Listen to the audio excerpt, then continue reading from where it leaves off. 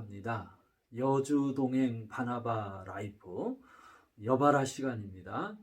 오늘 여주 동행을 위한 생명의 삶 말씀은 신명기 4장 41절에서 49절 말씀입니다. 신명기는 제2의 율법이라고 말하기도 하고요. 그리고 또 두 번째 언약이다라는 의미를 갖고 있습니다. 이제 이스라엘 백성들은 시대가 변하고 세월이 흐르고 사람이 바뀌었습니다. 그들 출애굽 2세대들에게 모세는 그들을 데리고 여호와 하나님 앞에서 언약의 길, 언약의 기초를 지금 다시 세우고 있는 것입니다.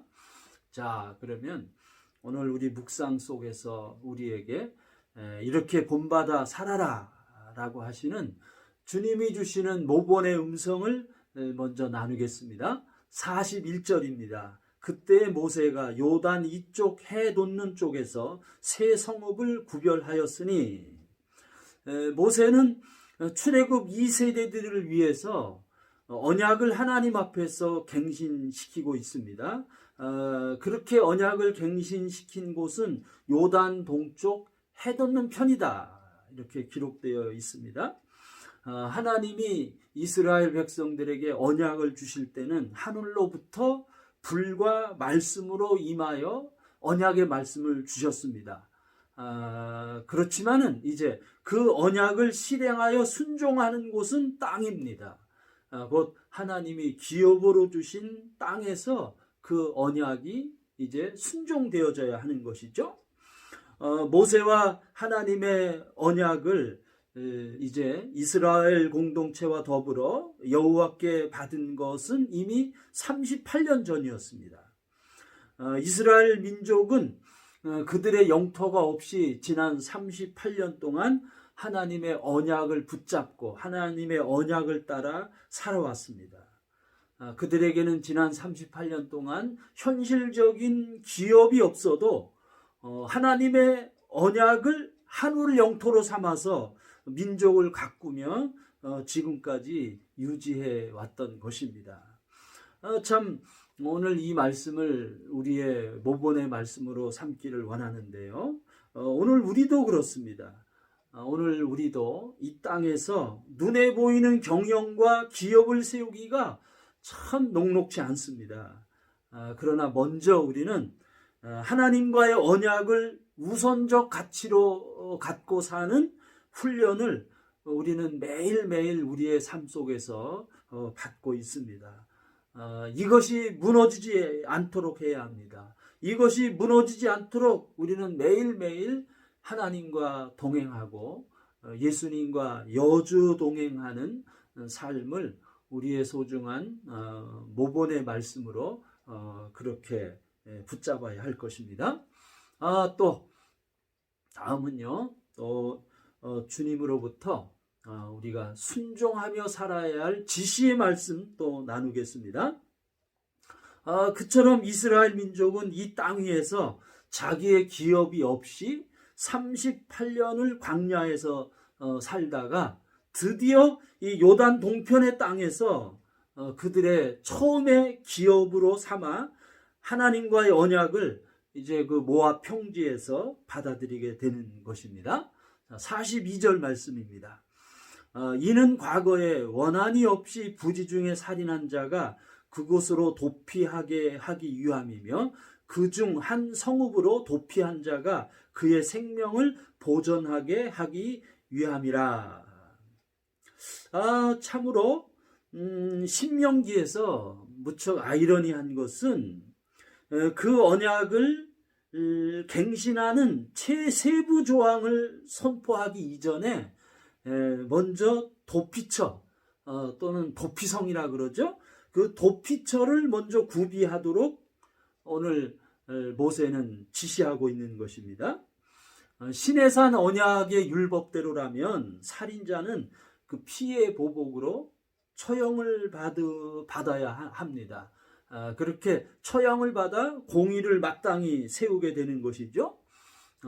그런데 그러함에도 불구하고 부지 중에 혹은 과실로 인해 살인했을 경우에 이 과도한 피해 보복을 이스라엘 공동체 안에 행하게 되면 그것은 이스라엘 공동체의 평화를 깨트려 오히려 참 더 험악한 그러한 국가가 될 것입니다.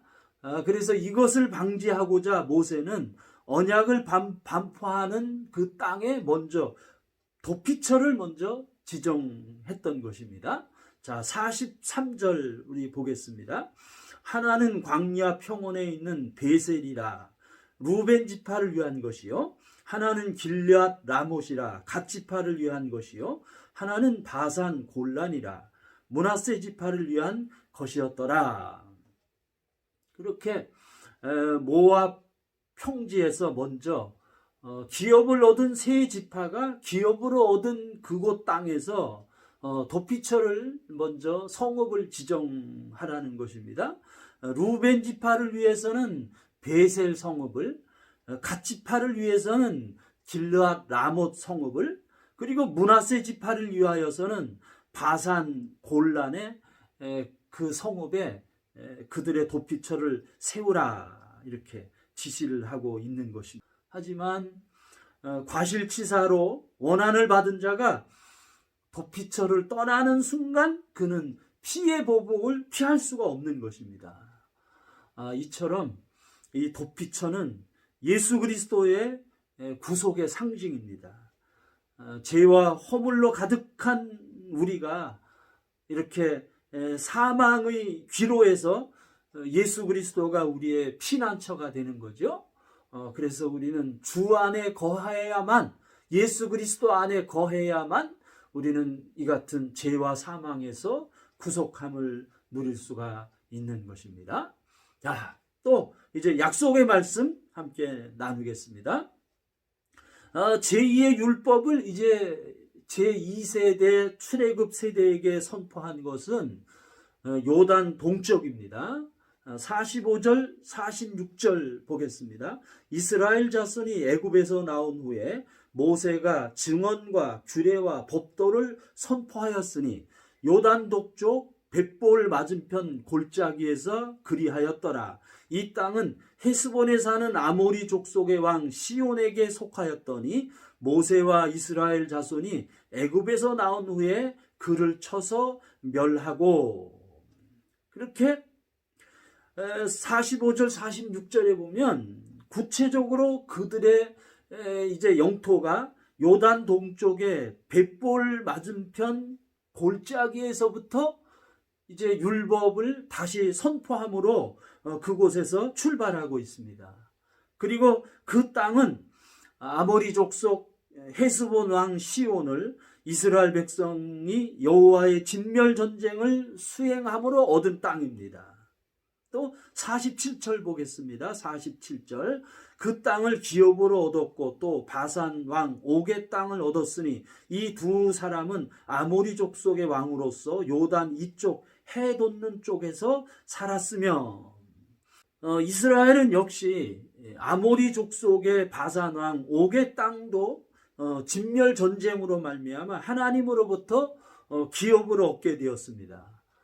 그래서 그곳을 모세는 하나님의 지시를 받아 루벤, 갓, 그리고 므낫세 반지파에게 기업으로 허락하여 그곳에서 하나님의 언약을 체결하는 첫 깃발을 바로 그 땅 위에 그들 기업이 된 그 영토 가운데 세웠던 것입니다. 자, 또 48절 49절 보겠습니다. 그 얻은 땅은 아르논 골짜기 가장자리의 아로엘에서부터 시온산 곧 헤르몬산까지요, 요단 이쪽 곳 그 동쪽 온 아라바니 비스가 기슬 아래 아라바의 바다까지니라. 이렇게 이스라엘의 요단 동쪽 땅은 북쪽의 헤르몬산에서부터 저 남쪽의 아라바의 바다에까지 영토가 이제 형성이 되는 것입니다. 그래서 그 땅, 요단 동쪽의 땅은 여호와 하나님으로부터 이스라엘 백성들이 기업으로 얻은 땅입니다. 그런데 참 소중한 것은요, 그 땅은 하나님께로부터 받은 그 땅은 단지 농경지, 먹고 사는 터전으로만이 아니라는 거예요. 이렇게 먹고 살기 위해서만 하나님의 기업을 이루는 것은 그것은 정말 하나님의 백성으로서 부족한 것입니다. 여호와 하나님과의 언약을 실행하고 여호와 하나님과의 맺은 언약을 실천하고 그 언약의 꽃을 피우고 언약의 열매를 맺추는 그곳이 바로 약속의 땅인 것입니다. 오늘도 우리가 사는 곳은 하나님이 주시는 그러한 약속의 땅입니다. 우리가 사는 이 터전을 우리도 하나님으로부터 받은 기업이 되게 해야 하는 것입니다. 그렇게 우리가 사는 이 세계를 하나님의 기업으로 삼기 위해서는 우리가 사는 땅을 지금 우리가 이루고 있는 이 기업을 단순히 먹고 사는 터전으로만 우리가 활용하고 사용되어서는 안 되는 것입니다.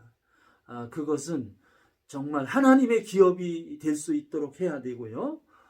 하나님의 언약을 성취하는 하나님의 언약을 이루는 땅이 되게 해야 하는 것입니다. 그러하기 위해서는 우리는 무엇보다도 이 땅이 우리의 기업이 될 수 있도록 이 땅을 위해서 먼저 기도해야 하는 것입니다. 그리고 그 땅이 복된 땅이 되려면요, 그 땅 위에 사는 사람이 복을 받아야 합니다. 그 땅이 의로운 땅이 되려면 그 땅에서 사는 사람이 의로운 사람이 되면 되는 것입니다. 그러므로 무엇보다도 우리는 이 땅 위에서 하루하루 주님과 여주동행하며 주님을 경외하는 거룩한 하나님의 백성으로 제사장 나라로 설 수 있기를 축복합니다. 여바라 여주동행 바나바 라이프 오늘도 계속됩니다. 사랑하고 축복합니다.